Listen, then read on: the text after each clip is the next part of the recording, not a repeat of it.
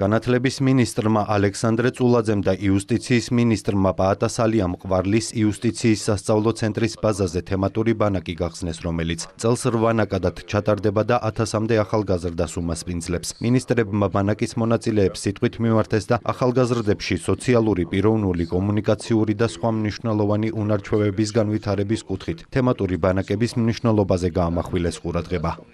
ჩვენთვის მნიშვნელოვანია ყველა ქართველი ახალგაზრდისათვის იქნებოდეს ჩვენ ქვეყანაში შესაძლებლობები საკუთარი პოტენციალის და ნიჭის რეალიზებისთვის. ახალგაზრდობის სააგენტოს ყველა პროექტი სწორედ ამ მიზანს ემსახურება, მათ შორის დღევანდელი თემატური ბანაკიც, სადაც მონაწილეებს ექნებათ საშუალება, რომ განევითარონ სხვადასხვა რბილი უნარები და გამჭვირვალე კომპეტენციები, მათ შორის კომუნიკაციის, ლიდერობის და ასე შემდეგ. იუსტიციის სასწავლო ცენტრი, ახალგაზრდობის სააგენტო და ქუთაისის ახალგაზრდული საუნივერსიტეტო ქალაქი მართავენ ერთობლივ ღონისძიებას. ეს არის სტუდენტური ახალგაზრდული ბანაკი.